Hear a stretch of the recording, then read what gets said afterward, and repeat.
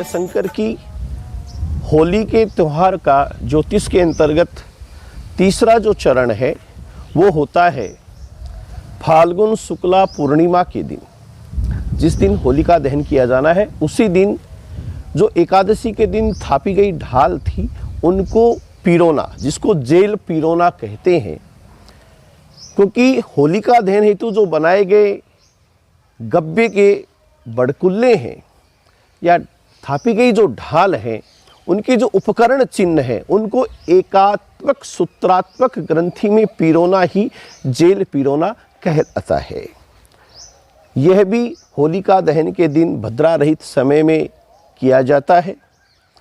इस वर्ष जेल पिरोना का जो शुभ मुहूर्त है वो फाल्गुन शुक्ला पूर्णिमा रविवार 28 मार्च 2021 के दिन दोपहर 1:53 के बाद से शुभ रहेगा।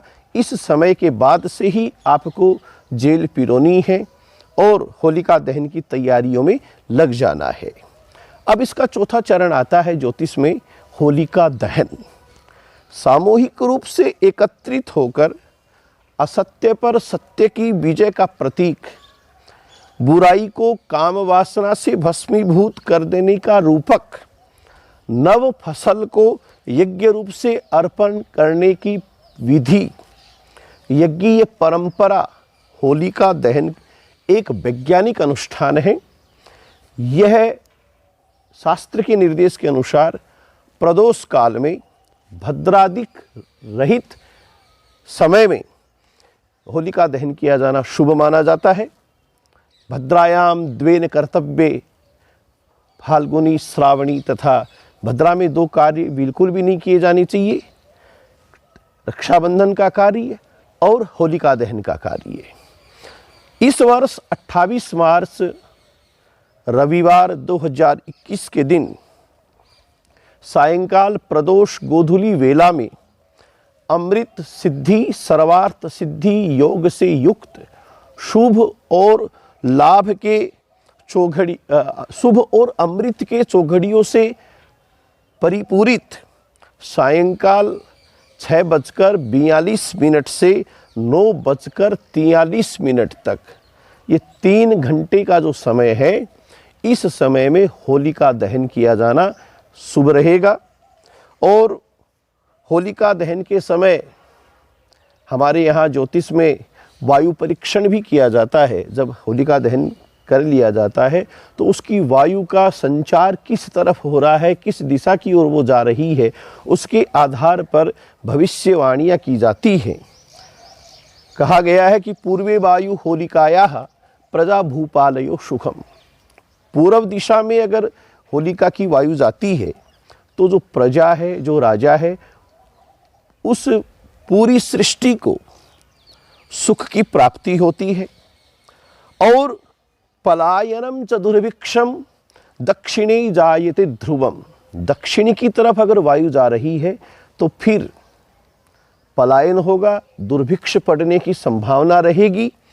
पश्चिमे तृण संपत्ति स्यात्।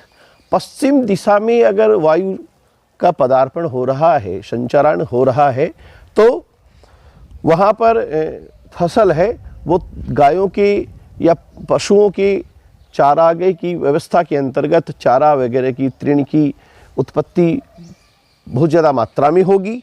और उत्तरी धान्य संभव है। उत्तर दिशा में अगर वायु जा रही है तो धान्य की उत्पत्ति होगी, सस्य अच्छा रहेगा। और यदि ईशाने अगर वो आकाश की ओर जा रहा है धुआं या वायु, तो दुर्गम राजा समाश्रयेत। तो राजा जो है उसका दुर्ग नष्ट हो जाएगा, वो राजा नष्ट हो जाएगा। और अर्थात एक तरह से विपत्ति कारक भविष्यवाणी उस समय की जा सकती है। तो इस तरीके से होलिका दहन का जो शुभ मुहूर्त है वो भद्रा रहित समय में किया जाना चाहिए। और इसके द्वारा, क्योंकि अनेकानेक बार आपको बताया जा चुका है कि ये एक नवान्वेष्टि यज्ञ है, नई फसल को हम लोग वहाँ पर लेकर के जा रहे हैं।